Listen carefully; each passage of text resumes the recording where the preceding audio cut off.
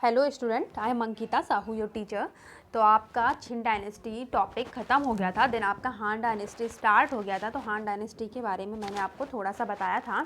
अब हम जो है इस वीडियो में हान डायनेस्टी के बारे में देखेंगे। तो हान डायनेस्टी के बारे में बताने से पहले कि इनकी कलाएँ कहाँ पे विकसित हुई, किस स्थान पे हुई और कौन से शासक ने इनको आगे बढ़ाया, तो उससे पहले हम लास्ट वीडियो में देख लेते हैं कि क्या बताया था आप लोग को, फिर हम इसके बारे में पढ़ते हैं हान डायनेस्टी के बारे में। तो आपका छिन डायनेस्टी जो था वो कंप्लीट हो गया था। तो जो आपका थोड़ा सा मैंने लास्ट वीडियो में बताया था तो वो देखते हैं।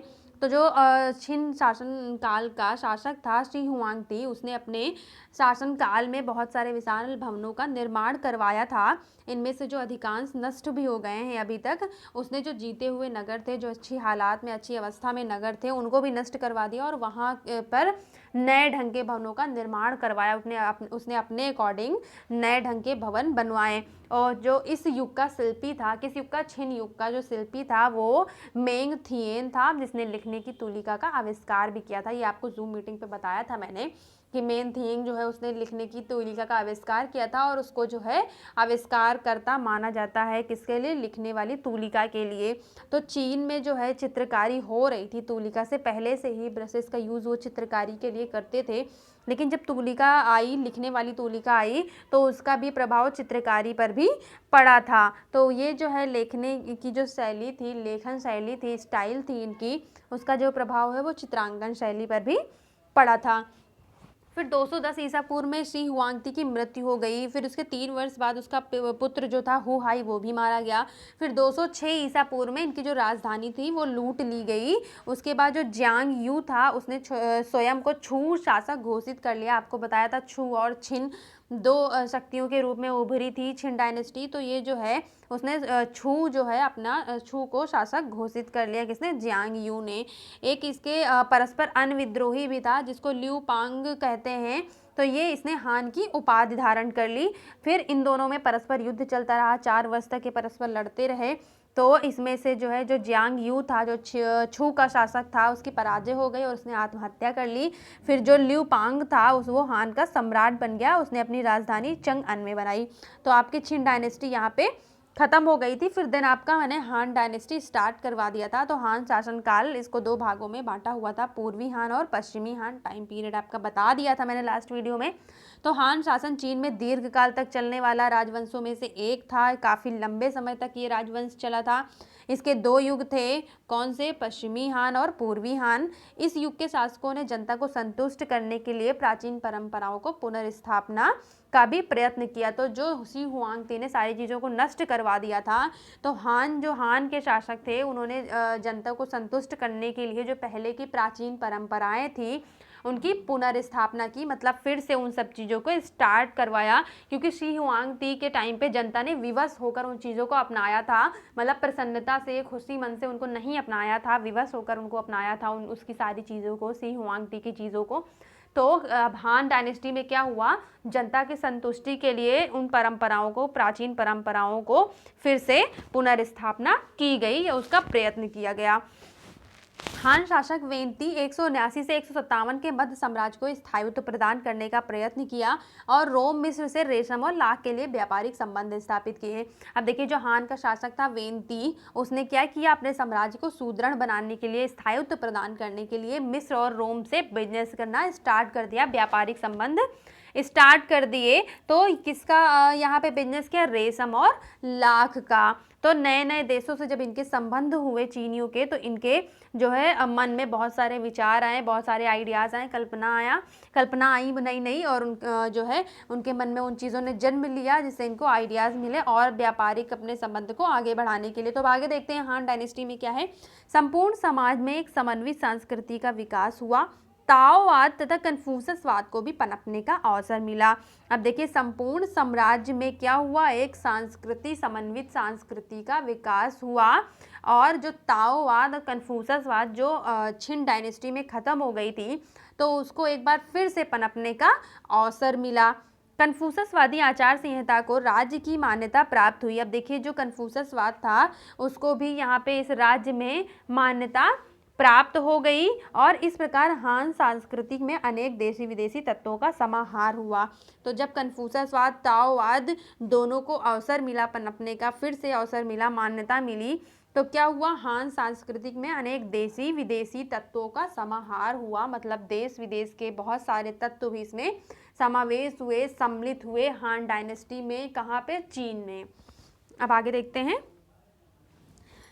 इनसे कला को नई शक्ति और शैली तथा विषयों को व्यापक विविधता प्राप्त हुई। अब देखिए, जब देश विदेश के तत्व यहाँ पे सम्मिलित हुए तो क्या हुआ, इसमें कला को एक नई शक्ति मिली, एक नई शैली मिली, स्टाइल मिली और विषय मिले, व्यापक विषय, विविधता मिली। मतलब बहुत सारी उसमें वैरायटी मिली कि कौन से सब्जेक्ट को लेके वो काम कर सकते हैं या बिजनेस कर सकते हैं, कौन से स्टाइल को फॉलो कर सकते हैं।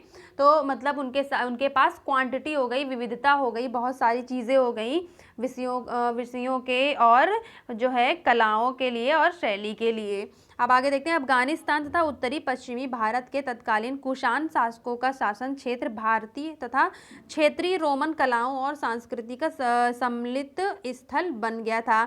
अब देखिए, जो अफगानिस्तान था और जो उत्तरी पश्चिमी भारत था, तो उस टाइम पे वहाँ पे कुषाण शासकों का शासन था। वहाँ पे कुषाण शासक था। कुषाण काल आपने फर्स्ट ईयर में पढ़ा होगा। तो कुषाण शासकों का शासन था।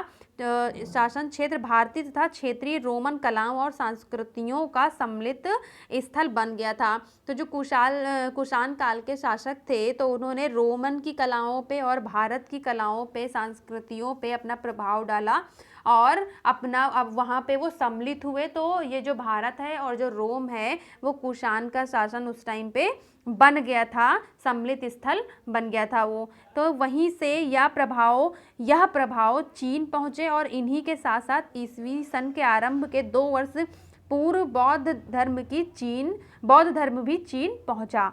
अब देखिए, रोम से और भारत से, तो यहाँ पे जो प्रभाव थे वो कहाँ पहुँचे? चीन पहुँचे।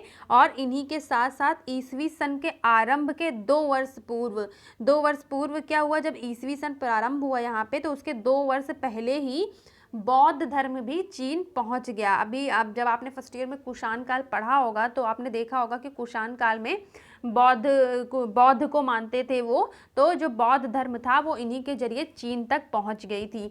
अब आगे देखते हैं कि क्या है इसमें। 136 ईसा पूर्व में कन्फ्यूशस के सिद्धांतों पर राजकीय अकेडमी की स्थापना की गई। यह आगे 2000 वर्ष तक कार्य करती रही। अब देखिए, 136 ईसा पूर्व में क्या हुआ, जो कन्फ्यूशस ने सिद्धांत दिए हुए थे, कन्फ्यूशसवाद जो था उनका, उसको लेकर एक राजकीय एकेडमी बन गई पूरी। उनके सिद्धांतों को लेकर एक एकेडमी की स्थापना हो गई। तो यह आगे कितने वर्षों तक चला? 2000 वर्ष तक इसमें कार्य करती रही। इसकी स्थापना हुई और 2000 वर्ष तक इनके सिद्धांत इसमें चलते रहे। एक अन्य संस्था पीत द्वार के नाम से गठित की गई, जिसमें ज्ञान विज्ञान तथा कला कौशल पर विचार किया जाता था। अब देखिए, कन्फ्यूशस के सिद्धांतों को लेकर एक राजकीय एकेडमी की स्थापना हुई और दूसरा क्या है, एक दूसरी संस्था स्टार्ट हुई। क्या कहा जाता है उसको? पीत द्वार के नाम से जानी गई, गठित की गई। तो पीत द्वार में ज्ञान विज्ञान और कला कौशल पर विचार किए जाते थे। ये सारी चीज़ें उसमें पढ़ाई जाती थी, उस संस्था में बताई जाती थी। चित्रकार, कन्फ्यूशसवादी विचारक, ज्योतिषी, जादूगर, आग निगलने वाले, बढ़ई तथा बर्तन बनाने वाले आदि इसके सदस्य थे। अब देखिए, जो पीत द्वार था तो इसमें कौन कौन से थे? चित्रकार, कन्फ्यूशसवादी विचारक, इसमें चित्रकार भी थे, कन्फ्यूशसवादी विचारक भी थे, ज्योतिषी भी थे, जादूगर भी थे और आग निगलने वाले जो होते हैं, जो खेल दिखाते हैं, वो थे। और बढ़ई और बर्तन बनाने वाले आदि इसके सदस्य थे। कौन सी संस्था के? पीत द्वार संस्था के ये सारे सदस्य थे। सम्राट वूती की मृत्यु के पश्चात हान शासक दुर्बल होने लगा। अब देखिए, जो वूती था तो इसके मृत्यु के बाद क्या हुआ, वूती ने ही सारी चीज़ों का पुनर्निर्माण करवाया था। तो हान शासक, जब इसकी मृत्यु हो गई तो हान शासक क्या हुआ, वो दुर्बल होने लगा, मतलब कमज़ोर होने लगा। सन 09 ईस्वी में वांग मेंग नामक व्यक्तियों ने गद्दी पर बलपूर्वक अधिकार कर लिया और कन्फ्यूशसवादी धार्मिकता की आड़ में अनेक सुधार आरंभ कर दिए, किंतु 25 ईसा पूर्व में एक व्यापारी ने उनकी हत्या कर दी। अब देखिए, जब वूती की मृत्यु हो गई तो 09 ईस्वी में वांग मेंग जो नामक व्यक्ति है, एक वांग मेंग, तो क्या हुआ, गद्दी पर बलपूर्वक बैठ गया। उसके बाद कौन बैठा बलपूर्वक? वांग वेईवुती के बाद, तो वांग मेंग बैठ गया, सॉरी, तो उसने अधिकार कर लिया और कन्फ्यूशसवादी जो धार्मिकता चल रही थी, जो कन्फ्यूशसवाद का धर्म चल रहा था, उसी के आड़ में उसने बहुत सारे सुधार कर लिए, आरंभ कर दिया। लेकिन क्या हुआ, 25 ईसा में एक व्यापारी ने इसकी हत्या कर दी। किसकी? वांग मे नामक व्यक्ति जो बैठा था गद्दी पर। अब आगे देखते हैं कि इसमें क्या है। हान शासन का पुनः उदय हुआ और साम्राज्य की उन्नति हुई।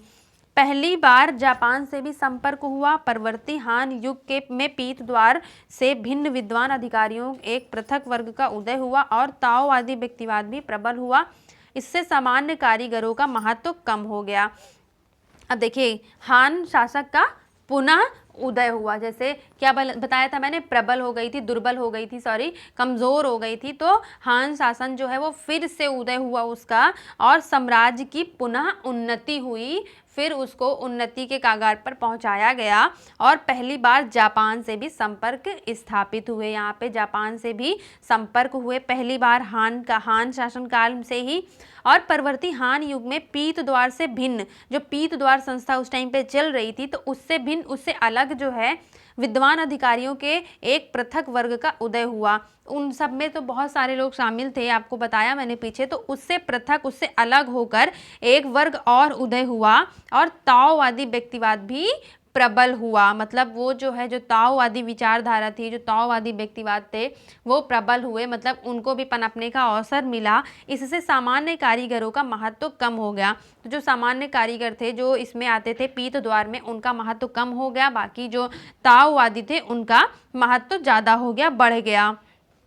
अब आगे देखते हैं। हान युग में चंगअन नामक नगरों के अनेक भव्य प्रासाद बने। इसमें पहाड़ियाँ, झीलें तथा सुंदर उद्यान बनाए जाते थे। अब देखिए, जो चंगअन था, मैंने बताया था कि हान के टाइम पे इसको राजधानी बनाया था, है ना। तो क्या हुआ, चंगअन नामक नगरों में अनेक भव्य प्रासाद बने, बहुत बड़े बड़े इसमें महल बने, और इसमें पहाड़ियाँ, झीलें तथा सुंदर उद्यान भी बनाए गए।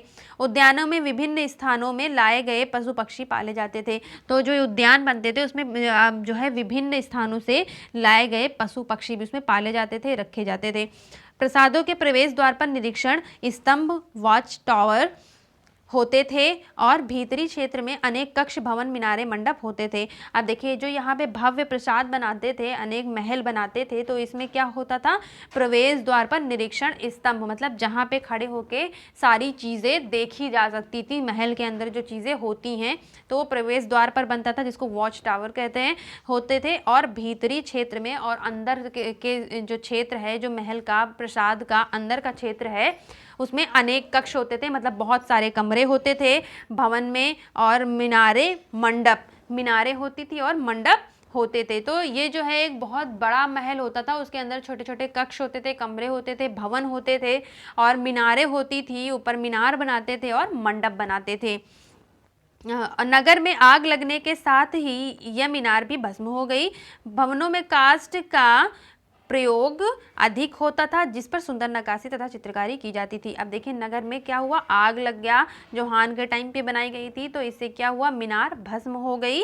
और भवनों में जो उस टाइम पे बनाया जाता था, वो काष्ठ का प्रयोग होता था, मतलब लकड़ी का प्रयोग होता था, अधिक होता था, जिस पर सुंदर चित्रकारी और नक्काशी की जाती थी। तो लेकिन ये क्या हुआ, इस पर आग लगने के कारण बहुत सारी चीज़ें नष्ट हो गई हैं इसमें। तो इसमें फर्नीचर पर सुंदर नक्काशी या काष्ठ का प्रयोग होता था और उसमें सुंदर नक्काशी की जाती थी, चित्रकारी की जाती थी। तो ये जो है आपका हान डायनेस्टी, भी आगे और भी है, तो वो नेक्स्ट आपको उसमें वीडियो में बताऊंगी।